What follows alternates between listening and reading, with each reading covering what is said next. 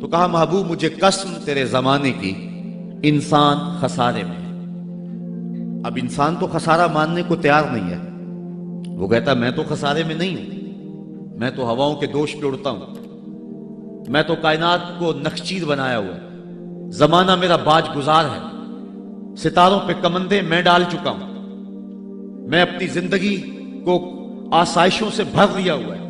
کہاں وہ گھاس پھوس کے جھونپڑے اور کہاں عالی نصب کوٹھیاں، کہاں کھانے کے لیے نان شبینہ بھی میسر نہیں تھا، اور کہاں اتنے کھانے کہ انتخاب مشکل ہو جاتا ہے، کہاں پیوند لگے ہوئے کپڑے اور کہاں اتنے لباس ہیں کہ بدلنے کی باری نہیں آتی ہے۔ تو میں تو خسارے میں نہیں ہوں، میں تو ہواؤں کے دوش پہ اڑتا ہوں، میں تو سمندر کی تہوں میں اتر جاتا ہوں، میں تو پوری دنیا کو گلوبل ولیج بنا لیا ہوا ہے، میں تو کائنات کا سارا حسن کشید کر لیا ہے، میں تو خسارے میں نہیں ہوں۔ اللہ کہتا ہے محبوب مجھے قسم تیرے زمانے کی، یہ خسارے میں ہے، یہ خسارہ ماننے کو تیار نہیں، اور اللہ کہتا ہے محبوب مجھے تیرے زمانے کی قسم یہ خسارے میں ہے۔ تو امام راضی فرماتے ہیں، آپ فرماتے ہیں جو خسارہ ہے یہ انسانیت کا ہے۔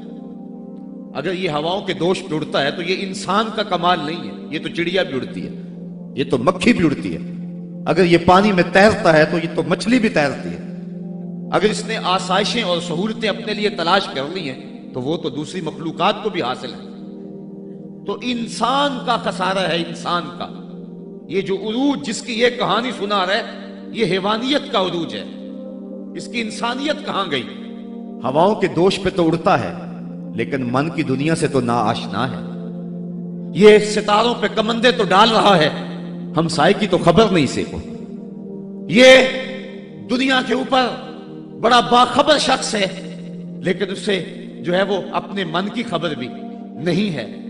ہمارا نرم رو قاصد پیام زندگی لایا، خبر دیتی تھی جن کو بجلیاں وہ بے خبر نکلے، یہ تو من سے ناآشنا ہے، کہاں گئی اس کی انسانیت؟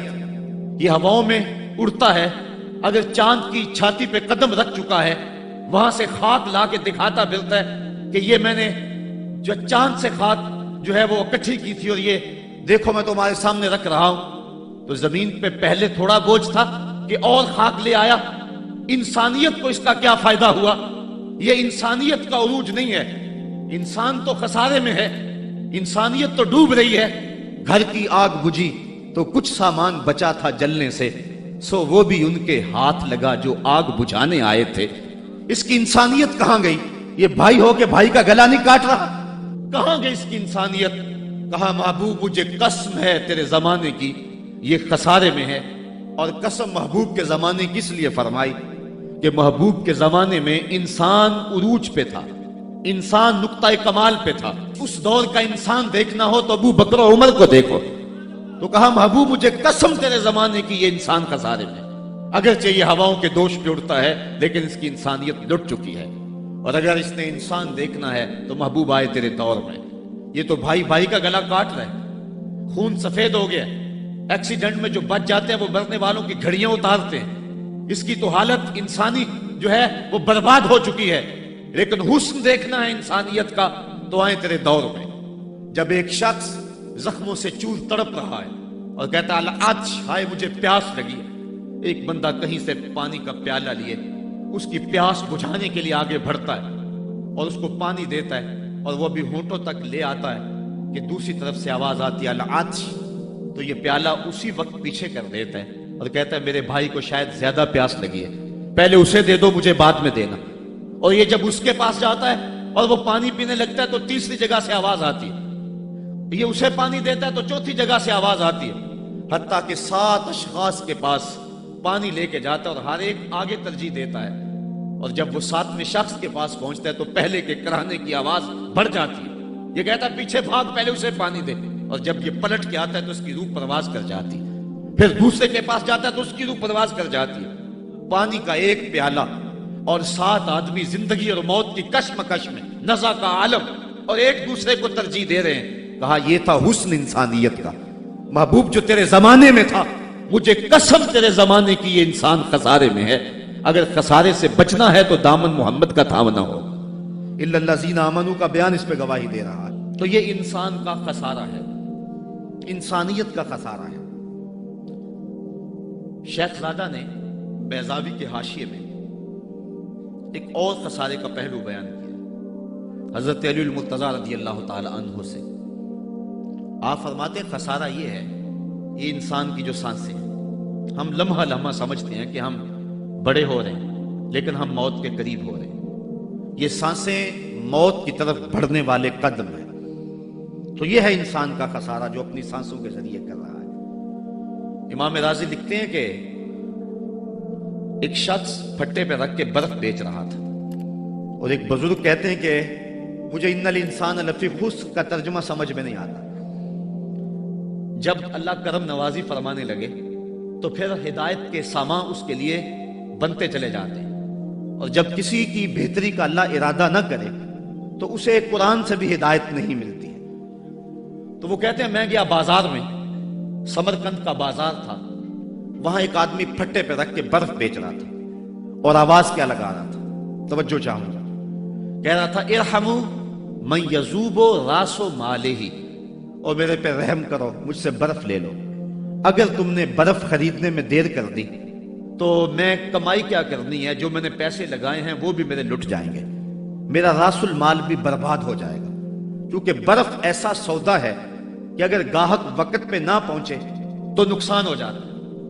کوئی اور چیز ہے آج نہیں بکی تو کل بیچ لیں گے، کل نہیں تو پرسوں بیچ لیں گے، لیکن برف کا اگر گاہک وقت پہ نہ آیا تو کمائی کیا کرنی ہے، راس المال بھی لٹ جائے گا۔ تو وہ جانے والوں کو کہہ رہا تھا ارحموا من یذوب راس مالہ، اور میرے پہ رحم کرو، مجھ سے برف لے لو، اگر تم نے دیر کر دی تو میرا اثاثہ بھی لٹ جائے گا، میرا راس المال بھی برباد ہو جائے گا۔ تو وہ بزرگ فرماتے ہیں جب اس نے یہ بات کہی تو مجھے ان الانسان لفی خسر کا ترجمہ سمجھ میں آ گیا۔ میں نے کہا کہ ہم بھی اپنے سانسوں کی برف کو پگھلا رہے ہیں، اور قطرہ قطرہ جس طرح برف پگھلتی ہے، سانس سانس کر کے زندگی پگھل رہی ہے۔ اگر جلدی جلدی ان سانسوں کے بدلے میں نیکیاں لے لیتے ہیں تو یہ زندگی بچ جائے گی، ورنہ یہ زندگی برف کی طرح پگھل رہی ہے۔ ان الانسان لفی خسر، انسان خسارے کا سودا کر رہا ہے، لمحہ لمحہ موت کے قریب ہو رہا ہے۔ یہ سمجھ رہا ہے میں بڑا ہو رہا ہوں لیکن یہ چھوٹا ہو رہا ہے۔ جب گنتی الٹی شروع ہو جائے تو کام جلدی زیرو پر آ جاتا ہے، کسی کی 60 سے، کسی کی 70 سے، کسی کی 100 سے گنتی الٹی شروع ہے، اور لمحہ لمحہ ہم موت کی طرف بڑھ رہے ہیں۔ یہ انسانیت کا خسارہ ہے۔ ایک مفسر ہوا طبع طبعی ہے، تو ویسے ڈاما ڈول لیکن بات بڑی پتے کی لکھ گیا۔ وہ کہتا ہے خسارے کا ایک اور پہلو بھی ہے، اور اس پہ میں آپ کی تھوڑی سی توجہ بھی چاہوں گا۔ وہ کہتا ہے خسارہ یہ ہے کہ اللہ نے ایک شے کو ایک حسن دیا ہے تو دوسرے حسن سے اسے محروم رکھا ہے، تو وہ شے کہتی ہے کہ میں خسارے میں ہوں۔ اس کی مثال وہ کہتا ہے یہ پھول ہیں، ان میں خوشبو ہے لیکن روشنی نہیں ہے، اندھیرے میں آپ ان سے چراغاں نہیں کر سکتے، تو پھول کہیں گے ہم خسارے میں، ہمارے میں خوشبو تو ہے لیکن روشنی نہیں۔ چاند میں روشنی ہے لیکن اس میں خوشبو نہیں ہے، تو چاند کہتا ہے میں خسارے میں کہ میرے میں روشنی تو بڑی ہے، میرے دم سے کائنات میں اجالے تو پھیل جاتے لیکن خوشبو نہیں ہے، میں خسارے میں۔ ایک بچہ کہتا ہے میرے میں بچپنے کی معصومیت تو ہے لیکن جوانی کا بانکپن نہیں ہے، لہٰذا میں خسارے میں۔ ایک جوان کہتا ہے میرے میں جوانی کا حسن تو ہے لیکن بڑھاپے کا تجربہ نہیں ہے، لہٰذا میں خسارے میں۔ اور ایک بوڑھا کہتا ہے کہ میرے میں بڑھاپے کا تجربہ تو ہے لیکن اب بچپنے کی وہ معصومیت کا، وہ کاغذ کی کشتی، وہ بارش کا پانی۔ اور اقبال کہتا ہے، آپ کے شہر اقبال میں آیا ہوں، وہ کہتا ہے کہ جنبش زنجیر در سے لطف آتا تھا مجھے، وہ کنڈی بھی ہلتی تھی تو اس سے بھی لطف آ جاتا تھا، آج تو نغمے بھی نہیں نہ بہلاتے، لیکن اس بچپن میں کنڈی کے ہلنے سے بھی لطف آ جاتا تھا تو غم بھول جایا کرتے تھے۔ وہ کیا کسی نے کہا تھا کہ اپنے جل جانے کا بھی احساس نہیں تھا، جلتے ہوئے شعلوں کو چھیڑا کرتے تھے، اب تو ایک آنسو بھی رسوا کر جاتا ہے، بچپن میں جی بھر کے رویا کرتے تھے، اب تو وہ رونے کا حسن بھی نہیں نہ رہا۔ تو کہا کہ میرے پاس بڑھاپے کا تجربہ تو ہے لیکن بچپنے کی معصومیت نہیں ہے، لہٰذا میں خسارے میں ہوں۔ ایک شب زندہ دار کہتا ہے کہ میرے پاس سحری کے آنسو تو ہیں لیکن علم کا بانکپن نہیں ہے، اور ایک عالم کہتا ہے کہ میرے پاس علم کے کمال تو ہیں لیکن تہجد کے سجدے نہیں ہیں، لہٰذا میں خسارے میں ہوں۔ بلبل کہتی ہے میرے لہجے میں تو حسن ہے لیکن میرے بازوؤں میں طاقت نہیں ہے، لہٰذا میں خسارے میں ہوں۔ شیر کہتا میرے بازوؤں میں تو طاقت ہے لیکن میرے پر نہیں ہے کہ میں اڑ سکوں، لہٰذا میں خسارے میں ہوں۔ کوئل کہتی ہے میرے لہجے میں تو جادو ہے لیکن رنگ میرا کالا ہے، لہٰذا میں خسارے میں ہوں۔ مور کہتا ہے میرے پروں میں تو حسن ہے لیکن میرے پاؤں بدصورت ہیں، لہٰذا میں خسارے میں ہوں۔ تو وہ کہتا ہے کہ کائنات کی ہر شے کسی نہ کسی طرح خسارے میں ہے، لیکن پھر کہتا ہے اگر تمہیں شوق ہو کہ ایک ذات ایسی بھی دیکھیں جس میں خسارہ نہ ہو تو آؤ مدینے کی گلی میں آ جاؤ۔ حسن کی ساری شوخیاں، جمال کے سارے کرینے اور حسن کا سارا بھاک پن اگر ایک ذات میں دیکھنے کا شوق آ جائے، حسن یوسف دم عیسیٰ ید بیضا داری، ہما دارند آنچے خوباں تو تنہا داری۔ کائنات حسن جب پھیلی تو لا محدود تھی اور جب سمٹی تو تیرا نام بن کے رہ گیا۔ اگر یہ شوق ہو کہ کائنات کے سارے حسن ایک پیکر میں دیکھیں تو کہا اس کے لیے میں نے ایک محمد ہی بنا دیا ہے۔ سارے حسن ایک پیکر میں آپ کو ملیں گے، سارے کمال اور سارے جمال اور سارے عروج اور ساری عزتیں اور سارے مراتب آپ کو ایک ذات میں جمع ملیں گے، اور محمد ہوتا ہی وہ ہے جو مجمع کمالات ہو۔ تو کہا کہ یہ ہے ایک خسارے کا پہلو، اور کائنات میں ایک ہی شخص ہے جو خسارے سے بچا ہوا ہے۔ اب جو اس ذات سے وابستہ ہوگا وہ بھی خسارے سے بچ جائے گا۔ الا الذین آمنوا، جس کے ہاتھ میں یہ دامن ہو وہ خسارے سے بچ جائے گا، ورنہ خسارے سے کوئی بچ نہیں سکتا۔ نہ دولت بچا سکتی ہے، نہ اقتدار کی بچھی ہوئی مسندیں خسارے سے بچا سکتی ہیں، نہ کوئی اور انسان کو دنیاوی کمال خسارے سے بچا سکتا ہے۔ اگر خسارے سے بچنا ہے تو ہاتھوں میں دامن مصطفیٰ لینا ہوگا۔ وہ کبھی آپ نے دیکھا ہوگا، اب تو وہ دور بدل گیا ہے، وہ چکی ہوتی تھی جس میں وہ گندم پیستے ہیں، مختلف چیزیں، تو اس کے دو پتھر ہوتے ہیں، ایک نیچے والا ساکن، اوپر والا متحرک، تو درمیان میں اس کے ایک کلی ہوتی ہے جس کے ارد گرد اس کو گھماتے ہیں، تو وہ جو دانے ہیں وہ درمیان خالی جگہ میں ڈالتے ہیں، اس کو گالا کہتے ہیں، اس میں ڈالتے ہیں اور پھر اس چکی کو گھماتے ہیں، تو جو دانے اس مرکز سے، اس کلی سے ہٹ جاتے ہیں وہ پس جاتے ہیں، اور جو اس کلی سے لگ کے رہتے ہیں وہ بچ جاتے ہیں۔ کہا محبوب مجھے قسم تیرے زمانے کی، انسان خسارے میں ہے، الا الذین آمنوا، بچے گا وہ جو تیرے دامن سے لپٹ جائے گا۔ اور یہ میں مفہوم ایمان کا جو آپ کے سامنے دامن مصطفیٰ سے تمسک اختیار کرنا، یہ میری جذباتیت کا کمال نہیں، حقیقت ہی ہے۔ علامہ سعد الدین تفتازانی علیہ رحمہ شرح قائد میں لکھتے ہیں کہ ایمان ہے کیا؟ آپ فرماتے ہیں الایمان ہی التصدیق بما جاء بہ النبی صلی اللہ علیہ وسلم، حضور کے علاوہ ایمان ہو ہی نہیں سکتا ہے، یہ ممکن ہی نہیں ہے۔ اور یہ بات بھی ذہن میں بٹھا لیں کہ حضور سے ذہنی تعلق کا نام ایمان نہیں ہے، حضور سے قلبی تعلق کا نام ایمان ہے، اور یہ میرے مسلک کی پہچان ہے۔ صرف ذہنی تعلق کا نام ایمان نہیں ہے، قلبی تعلق کا نام ایمان ہے۔ اس کو مزید سہل کروں تو حضور کو نبی جاننے کا نام ایمان نہیں ہے، نبی ماننے کا نام ایمان ہے۔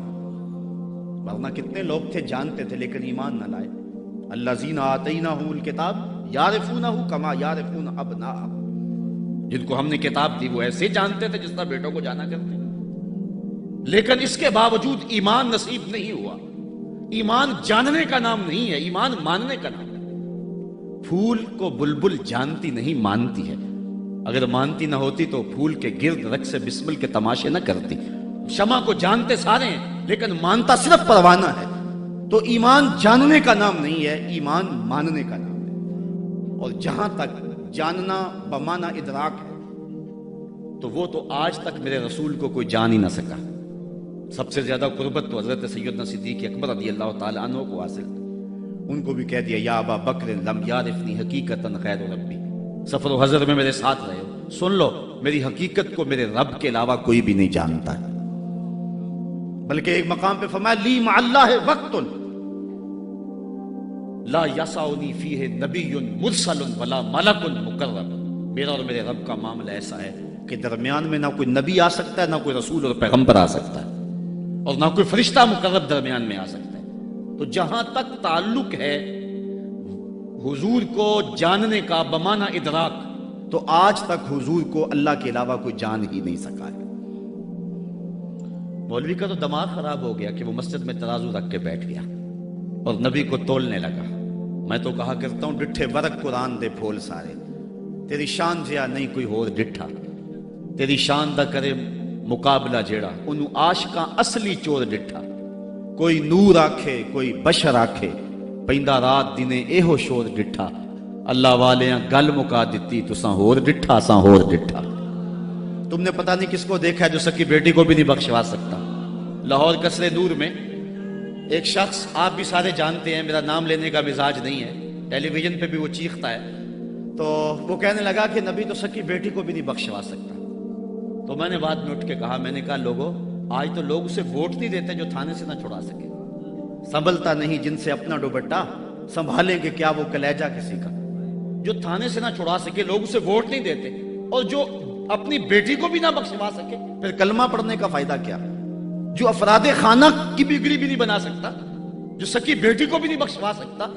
میں نے کہا میاں تم اس کی بات کرتے ہو جو سکی بیٹی کو بخشوا نہیں سکتا، ہم تو اس کے قصیدے پڑھتے ہیں جس نے کہا فاطمہ تو جنتی عورتوں کی سردار ہے۔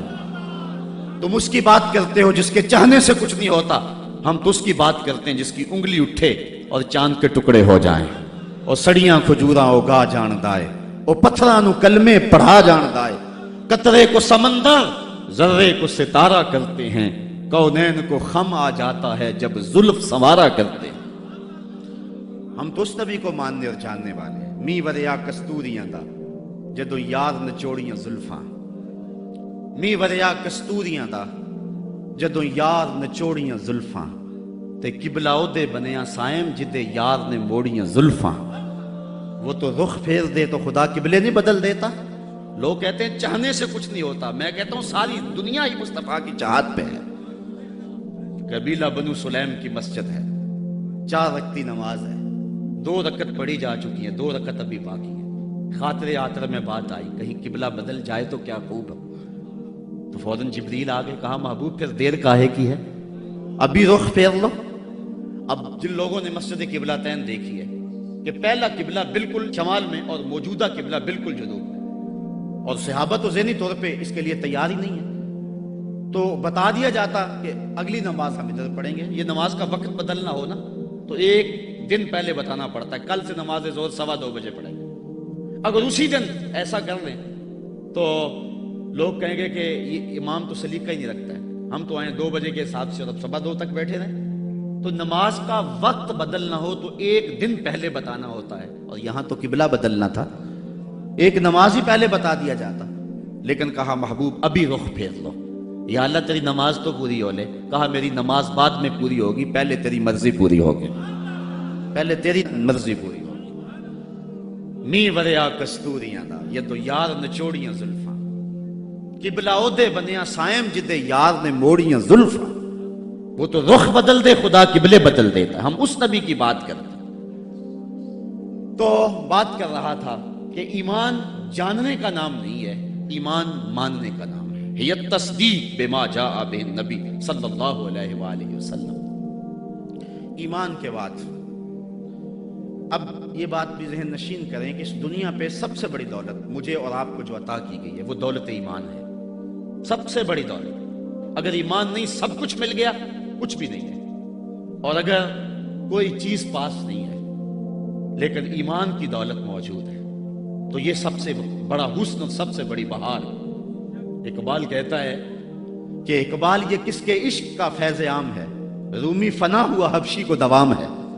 یہ وہ دولت تھی جس کے دم سے اجالے ہوئے دنیا پر سب سے بڑی دولت جو حضرت انسان کو دی گئی ہے وہ دولت ایمان ہے، اور قیامت کے دن سب سے بڑی دولت جو حضرت انسان کو دی جائے گی وہ دیدار الہی ہوگا۔ تو یہ سب سے بڑی دولت، اور یہ محض اللہ کی کرم نوازی سے نصیب ہوتی ہے۔ انسان کی زندگی کے اچھے اعمال بعض اوقات ایمان کے نصیب ہونے کا سبب بن جاتے ہیں، یہ کبھی کبھی ایسا ہوتا ہے، لیکن ہوتی محض توفیق خدا بندی ہے۔ اس کی مثال جس طرح المجاشی فرزدق شاعر کا دادا حضور کی خدمت میں حاضر ہوتا ہے اور آقا کریم کی خدمت میں حاضر ہو کر کے اسلام کی دولت سے مالا مال ہوتا ہے اور پھر عرض کرتا ہے حضور میں نے اپنے زمانہ جاہلیت میں 360 بچیوں کو زندہ درگور ہونے سے بچایا، تو کیا مجھے اس نیک عمل کا جو زمانہ جاہلیت میں نے کیا اس کا کوئی صلہ ملے گا؟ چونکہ شاعر تھے اور شاید بڑا گداز اور نرم دل ہوتا ہے، وہ تو شاخ سے ٹوٹتے ہوئے پھول کو بھی برداشت نہیں کر سکتا۔ وہ کیا کہا تھا اقبال نے، دل نہیں شاعر کا ہے کیفیتوں کی رست خیز، کیا خبر تم کو درون سینہ کیا رکھتا ہوں میں، سچ اگر پوچھے تو افلا سے تخیل ہے وفا، دل میں ہر لہجہ نیا محشر بپا رکھتا ہوں میں، در غم دیگر بسوزو دیگر آرا ہم بسوز، گفتبت روشن حدیث گر توانی دار ہوش، کہہ گئے ہیں شاعری جزویست از پیغمبری، ہاں سنا دے پڑھ کے ان کو پیغام سروش۔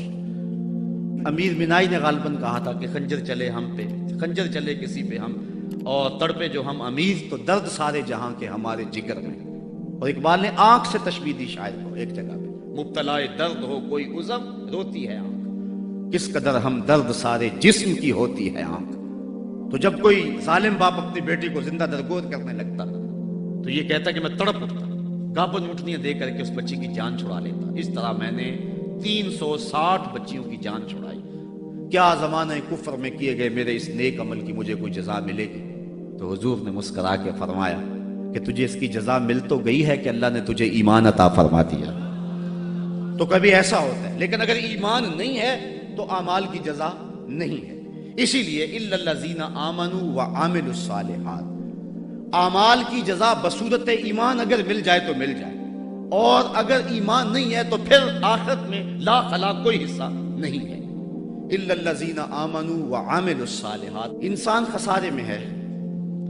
خسارے سے بچے گا وہ جس کے دامن میں 4 چیزیں ہیں، ایک ایمان، اور دوسرا اعمال صالحہ۔ ایمان کی زینت ہے، ہمارے احناف کے نزدیک اعمال نفس ایمان میں داخل تو نہیں ہے کیونکہ وہ مجرد تصدیق قلبی کا نام ہے، لیکن ایمان کا حسن جو ہے وہ اعمال ہے۔ آج ہمارا حال یہی ہے کہ دعوی ایمان ہمارے پاس موجود ہے لیکن مسلمانوں والے اعمال ہمارے پاس نہیں ہیں۔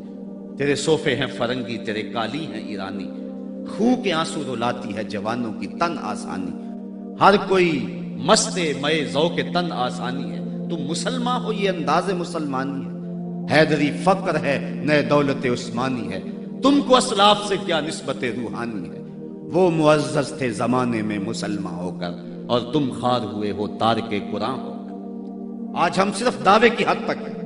شکوے میں اقبال جب چیخ چیخ کے کہتا ہے کہ تیرے کعبے کو جبینوں سے بسایا ہم نے، نو انسانی کو غلامی سے چھڑایا ہم نے، صفائے داہر سے باطل کو مٹایا ہم نے، تیرے قرآن کو سینوں سے لگایا ہم نے، پھر بھی گلا ہے ہم سے کہ وفادار نہیں، ہم وفادار نہیں تو بھی تو دلدار نہیں۔ تو جب اس کا جواب آتا ہے تو سنیے، لہجہ تھوڑا سا بدلا، کہ میرے کعبے کو جبینوں سے بسایا کس نے، نو انسانی کو غلامی سے چھڑایا کس نے، صفائے دہر سے باطل کو مٹایا کس نے، میرے قرآن کو سینوں سے لگایا کس نے، تھے تو آباب تمہارے ہی مگر تم کیا ہو، ہاتھ پہ ہاتھ درے منتظر فردا ہو۔ ذرا کبھی اپنے اندر جھانک کر کے دیکھا کہ ہم ہیں کہاں اور کس جگہ پہ کھڑے ہوئے ہیں۔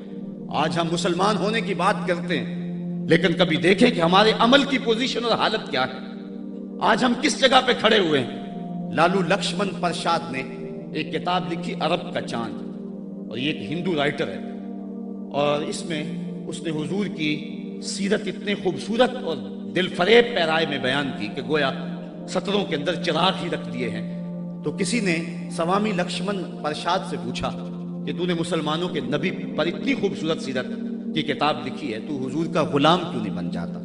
تو جو اس نے جواب دیا، اگر ہم اس پہ تھوڑا سا تفکر کریں تو وہ ہماری آنکھیں کھول دینے کے لیے کافی ہے، لیکن اگر ہم اس پہ غور نہ کریں تو وہ ایک گاڑی ہمارے روڈ پہ چلتی ہے، اس کے پیچھے لکھا ہوا ہے عقل نہ ہو تو موجہ ہی موجہ۔ بات یہ ہے، بات سوچنے والوں کے لیے ہوتی ہے۔ تو سوامی نے جواب دیا تھا کہ جب میں نے حضور کی سیرت لکھنے کے لیے امہات کتب سیر کو پڑھا تو یہ جذبہ میرے سینے میں بھی گڑائیاں لینے لگا کہ میں اس نبی کا غلام کیوں نہیں بن جاتا، لیکن جب میں مسلمانوں کے کردار کو دیکھتا ہوں تو میں کہتا ہوں میں ہندو ہی ٹھیک ہوں۔ ہمارا کردار لوگوں کے ایمان کے راستے میں رکاوٹ بنا، اور ایک زمانہ تھا کہ ہماری میتیں بھی ایمان دیا کرتی تھی۔ امام محمد کا جب جنازہ اٹھا تو پورا بصرہ امڑ آیا. یہودی عیسائی کہنے لگے مسلمانوں کا امام جا رہا ہے اور اس کا آخری دیدار ہے، چلو تم بھی آخری دیدار میں شامل ہو جاؤ، جنازے میں شامل ہو جاؤ. لوگ ذوق و شوق کی فراوانی میں آگے بڑھ بڑھ کے جنازے کی چارپائی کو کندھا دے رہے تھے. تو اگر کسی عیسائی اور کسی یہودی کا جی چاہا کہ میں بھی مسلمانوں کے امام کے جنازے کی چارپائی کو کندھا دوں، تو ہمیں تاریخ بتاتی ہے پھر جس کا کندھا امام محمد کے جنازے کی چارپائی کو چھوا اس کے لبوں پہ کلمہ جاری ہو گیا. ہمارے بزرگوں کی تو لاشیں بھی کلمہ دیا کرتی تھی، اور آج ہماری زندہ لاشیں لوگوں کے ایمان کے راستے کے اندر رکاوٹ بنی ہوئی. ہم کبھی غور کریں، رو رہی ہے آج ایک ٹوٹی ہوئی مینا اسے، کل تلک گردش میں جس ساکی کے پیمانے رہے. خیر تو ساکی سہی لیکن پلائے گا کسے، اب نہ میں کش رہے باقی نہ میں خانے رہے. رو رہے ہیں آج وہ دشت جنو پرور جہاں رقص میں لیلا رہی، لیلا کے دیوانے رہے. وائے ناکامی متائے کارواں جاتا رہا، کارواں کے دل سے احساس زیاں جاتا رہا. جن انگاروں پہ اس وقت میں اور امت مسلمہ اور آپ کھڑے ہیں، کون اس سے بے خبر نہیں ہے؟ کابل میں کون لٹ رہا ہے؟ کندھار میں کس کی گردنیں کاٹی جا رہی ہیں؟ اور شبرغان کے اندر کس کے بالوں کو نوچ کر کے زخموں میں تیزاب چھڑکا جا رہا ہے؟ غزہ کی پٹی میں کس کے بچے ذبح کیے جا رہے ہیں؟ موصل میں احمد کس محمد بن قاسم کو پکار رہی ہے؟ کندھار میں، کابل میں، دشت لیلا میں، تورا بورا میں، کسورا میں اور دریائے آمو کے دونوں کناروں پر جو قیامت بپا ہے، کبھی ہم نے احساس کیا 1.40 کروڑ انسان اس وقت خانمہ برباد ہیں. 56 اسلامی ریاستیں آج بے بس نظر آتی ہیں اور بے حسی کی ایسی چادر اوپر تنی ہوئی ہے کہ کسی کو احساس ہی نہیں ہو رہا، اور متاع کارواں بھی لٹا چلا جا رہا ہے. ہم تو صرف 313 تھے اور دنیا کو ناکو چنے چبوا کے رکھ دیے. تاریخ اس واقعہ کو کبھی نہیں بھول سکتی جب ابو جہل نے اپنا سفیر بھیجا اور اپنا جاسوس بھیجا عمیر کہ جا مسلمانوں کو دیکھ کر کیا کتنے. تو واپس آ کے اس نے جو خبر دی وہ بڑی حوصلہ افزا تھی، اس کے لیے حوصلہ افزا تھی. اس نے صنادید قریش کو اکٹھا کر کے کہا کہ یہ عمیر کی رپورٹ سنو. یہ کہتا ہے صرف 3 اونٹ کھا سکیں گے، یعنی 300 سے اوپر نیچے.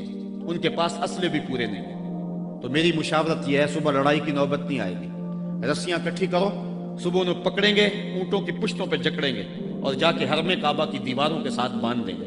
جو بعد میں دور دور سے لوگ آیا کریں گے ان کو ان کا تماشا دکھایا کریں گے. یہ نئے لوگ تھے جنہوں نے ایک نئے دین کی داغ بیل ڈالی تھی. جب یہ ساری باتیں وہ کر چکا تو عمیر نے جو بات کہی تاریخ نے اس کو محفوظ کیا. عمیر کہنے لگا تم کہتے ہو رسیاں اکٹھی کرو، میں اس قوم کو دیکھ کے آیا ہوں. اگر میری بات مانتے ہو تو رات کی تاریکی میں بھاگ سکتے ہو تو بھاگ جاؤ. واللہ میں نے ایسے لوگ دیکھے، اس کے لفظ ہیں وَلَٰكِنْ رَأَيْتُ يَا مَعْشَرَ قُرَيْشَ الْبَلَايَا تَحْمِلُ الْمَنَايَا. اے قریش کے سرداروں، اتنا بھی تکبر میں نہ آؤ. میں ان آنکھوں سے دیکھ کر کے آیا ہوں کہ یثرب کی اونٹنیاں اپنی پشتوں پہ نری موتیں اٹھا کے لے آئی ہیں اور وہ زخمی سانپوں کی طرح پیچو تاب کھا رہے ہیں، اور کل ان میں سے کوئی مرے گا نہیں جب تک تم میں سے ایک ایک کو لڑ نہیں جاتا. تو اگر تمہارے اتنے لوگ مارے جائیں تو افسوس ہے تمہارے جینے پہ. تم کہتے ہو رسیاں اکٹھی کرو، میرا مشورہ ہے رات کی تاریکی میں بھاگ سکتے ہو تو بھاگ جاؤ. پھر اگلے دن عزیمت کی جو داستان مسلمانوں نے رقم کی، اس دن کو میرے رب نے بھی یوم فرقان کہہ کے پکارا. آج اگر ہم دیکھیں اپنے آپ کو، ہم کس جگہ پہ کھڑے ہیں؟ 1.40 کروڑ انسان اور یہ ہجوم اور 56 اسلامی ریاستیں، اور آج ہمارے اوپر جو حال ہے، آج ہے رسوا زمانے میں کلاه لالا رنگ. جو سراپا ناز تھے ہیں آج مجبور نیاز. آج ہم جس جگہ پہ کھڑے ہوئے کون نہیں جانتا ہے. ہر سمجھ دکھ ہی دکھ پھیلا ہوا ہے.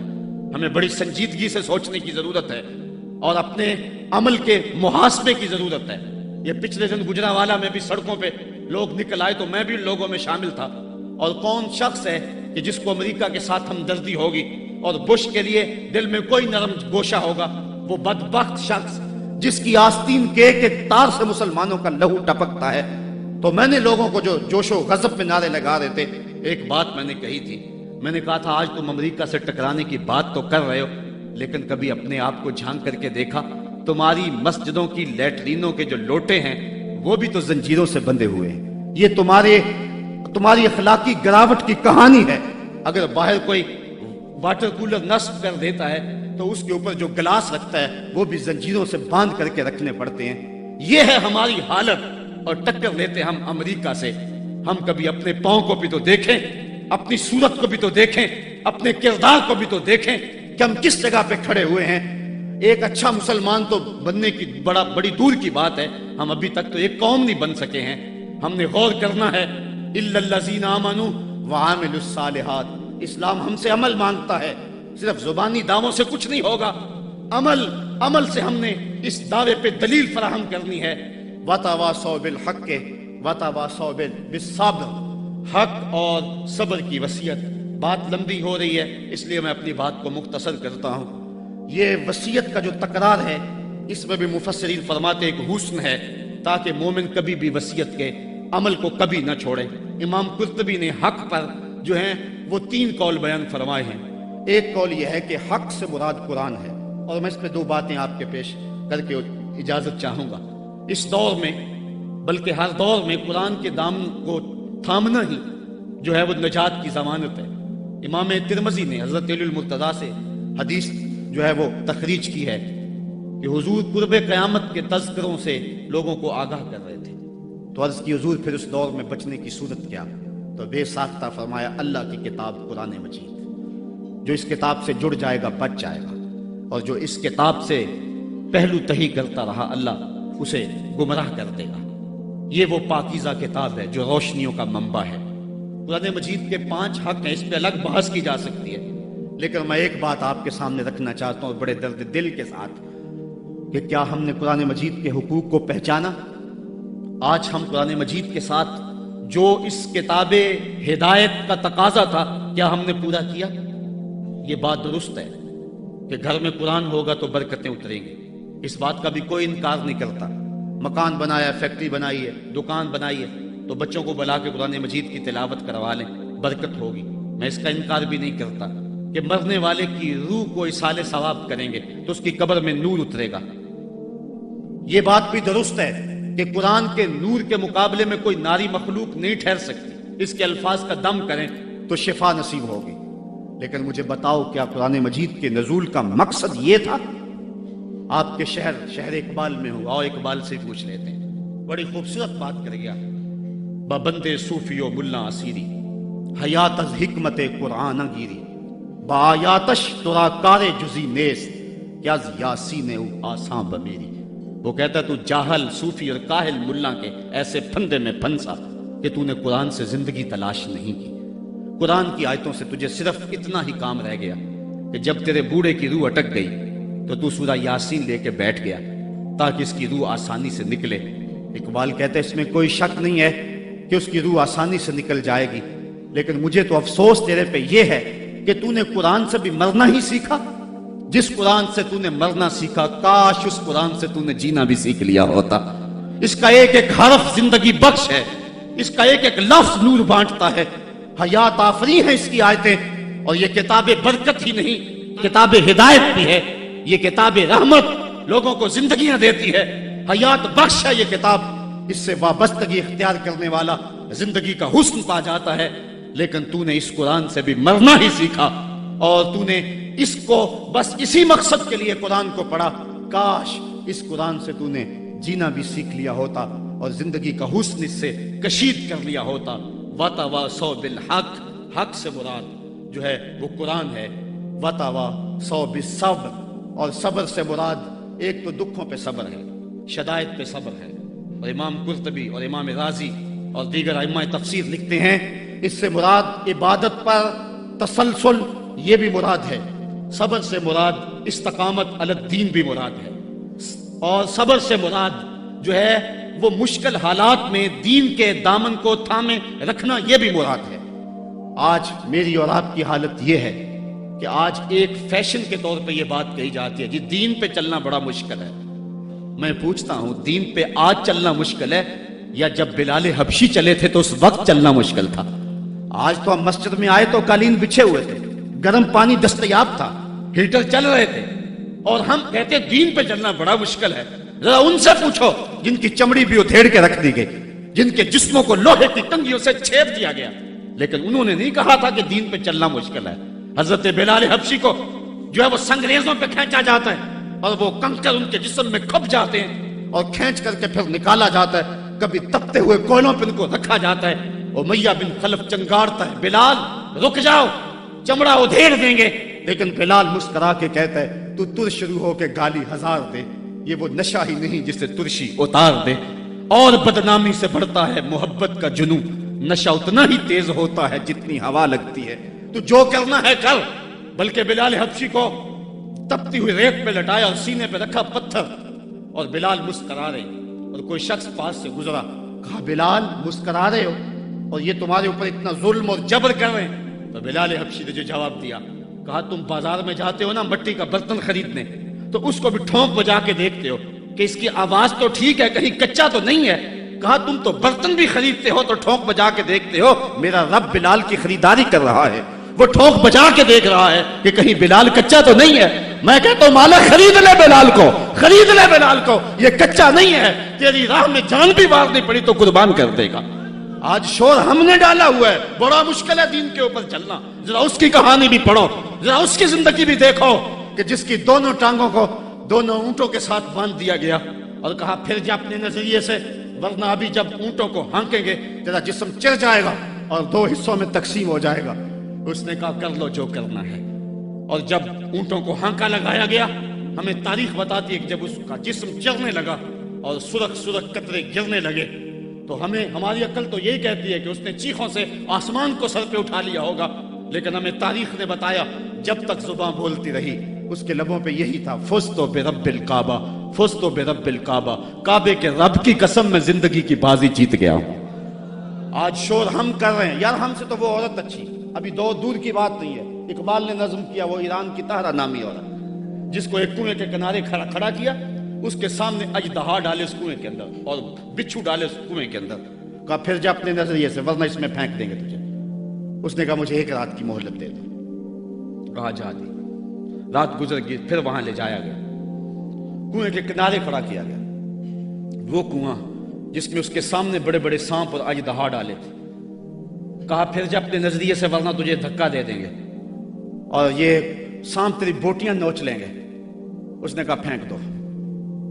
कहा तूने रात सोचा नहीं है? कहा मैंने सोचने के लिए रात तो नहीं मांगी थी, मैंने तो रब की इबादत के लिए मांगी थी, मैंने तो इस्तकामत तलब करने के लिए मांगी थी, रब से यार्ज करने के लिए रात मांगी थी। मालिक औरत जात हूं और मेरे सामने इतने सांप और इतने बिच्छू फेंक के गए, और जब मैं डाली गई ना उस कुएं में तो वो मेरी बोटियां तोड़ेंगे, मुझे डंग मारेंगे। कहीं ऐसा ना हो कि मेरी चीखों की आवाज गैर महरम सुने और फिर वो तमस्खर उड़ाएं उस पे, और मोहम्मद अरबी की उम्मत की एक बांदी पर वो तमस्खर उड़ाएं और कहे उड़ाएं। मेरे मालिक मुझे सब्र दे दे, मुझे हौसला दे दे। और मैंने रब से ये हौसला मांग लिया है, अब फेंक दो, तुम मेरी चीख नहीं सुनोगे। हम में से तो वो औरत अच्छी थी, और आज हम जो है वो कहते हैं बड़ा चलना मुश्किल है दीन पे। उनकी चमड़ियां भी उधेड़ दी गई। हजरत खबाब बिन अर्द के साथ क्या ना हुआ, हजरत सुमैया के साथ क्या ना हुआ, हजरत जुनैरा के साथ क्या ना हुआ। पढ़े तारीख, अजीमतों पे मुश्तमिल तुम्हारी तारीख है, और आज हम किस जगह पे खड़े हैं। और आज हम दीन के लिए थोड़ी सी तकलीफ भी बर्दाश्त नहीं करते, बल्कि हमारी बेगैरती का हाल तो यह है कि बैरूने मुल्क जाने के लिए लोग अपने आप को मिर्ज़ई नहीं लिख रहे। मिर्ज़ई खत्म नबूवत का बागी है, मिर्ज़ई गुस्ताख रसूल है। एक मिनट के सैकड़वें सेकंड के मुताबिक भी जो है वो अपने आप को गुस्ताख रसूल को कहलवाना कैसे मोमन गवारा कर सकता है। आज कितने लोग हैं जो मिर्ज़ई लिख के बैरूने मुल्क चंद टगों के लिए जो है वो अपना दीन बेच रहे हैं। कहां वो लोग और कहां ये जमाना।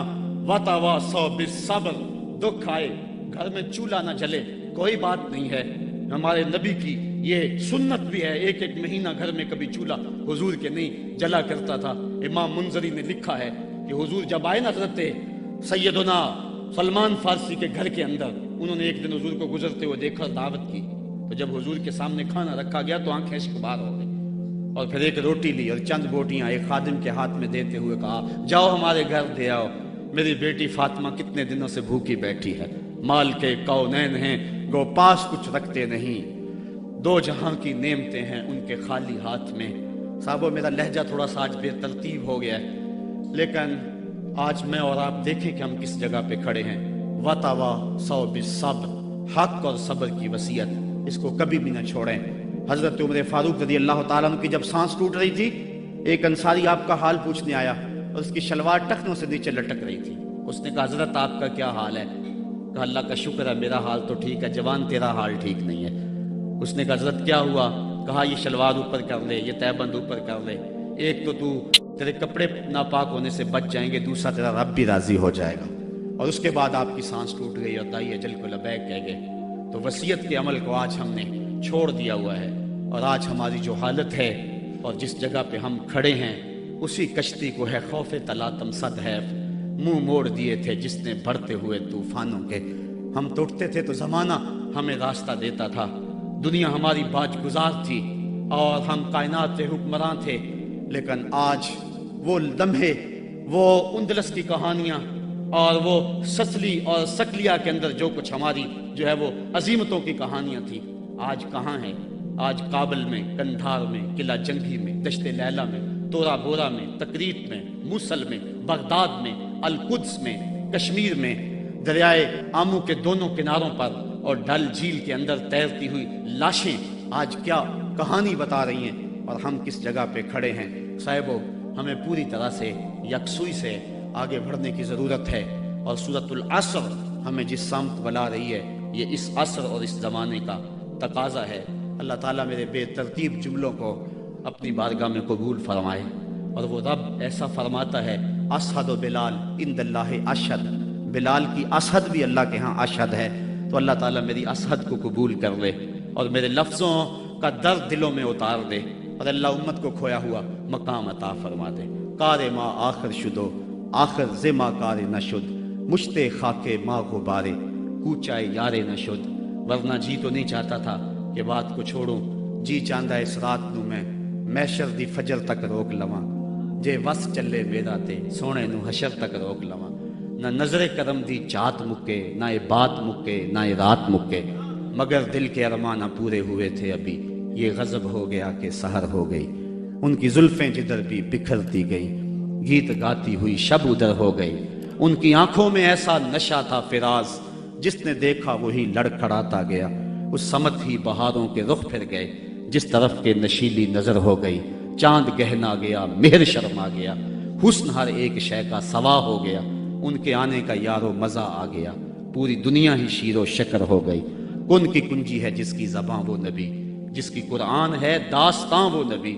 ان کی نظروں کی وسعت کی کیا بات ہے، جب بنی ہم پہ ان کو خبر ہو گئی۔